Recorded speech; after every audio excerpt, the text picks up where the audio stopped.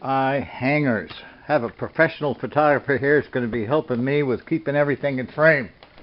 I have already tinned my screw eyes. Okay, and what I have to do now, if you don't have a center punch, when you drill into metal, you need to center punch it so that it gets started. It's not like, so your drill bit doesn't skitter all over the place and go God knows where. Now, I had mentioned that when I'm going to be using screw eyes up in a top corner, that I soak the solder so it kind of fills up inside. It does take a few applications to do that, but because when I drill into this, because this is 1/2" U came. It's actually brass. You could use brass, you can use copper, you can use zinc, but basically what I'm doing is I'm drilling into the dead space. And hopefully, as I solder up inside there, that has soaked in. Some people call it soaking, some people call it flooding, but it's basically the same thing. So what I actually do is that I screw in the screw eye, because that's what I've just done. I just drilled a pilot hole to be able to screw in the eye. Okay. And I already did the other side just in the interest of being expedite. Now when you tin your screw eyes, you don't want to necessarily flood the threads, because it's going to be hot enough you can shake off the excess solder off your threads and screw it in.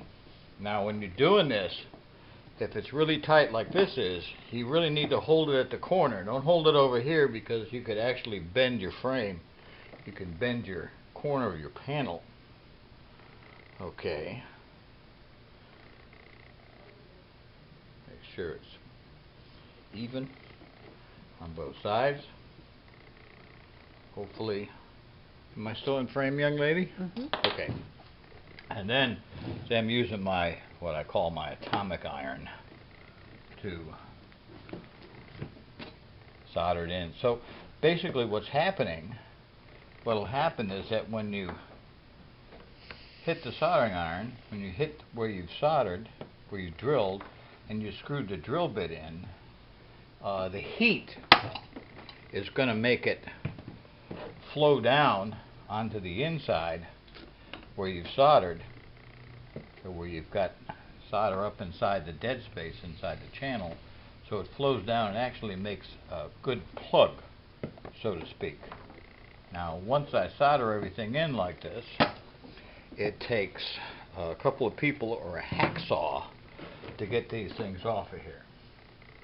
And I do this because, well, I know people go, well, you can use handy hangers, and yes you can, and you know, a lot of people have success with handy hangers. I haven't so much, because I've had so many repairs come in over the years where they used handy hangers, or they soldered it to the outside of the piece that they're hanging, and the hangers come off because A, it's smooth, B, they didn't get a good solder bit on there, or they didn't get it soldered enough. There was a little bit of corrosion that got up underneath there, and the next thing you know, off it comes. So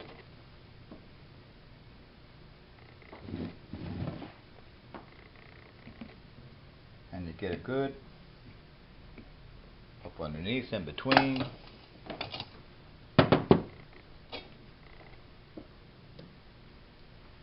up underneath. Okay. You're basically soldering all the way around.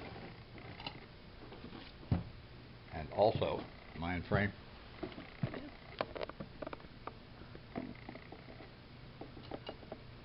also right on the tip.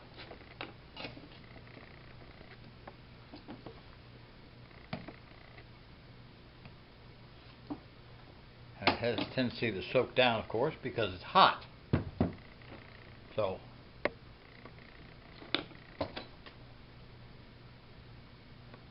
and you know, something else that I've noticed from time to time, having done so many honking repairs, is that a lot of folks, you know, when you're soldering to zinc or brass or copper, your bead should be somewhat flattish, not a great big honking ball on the edge.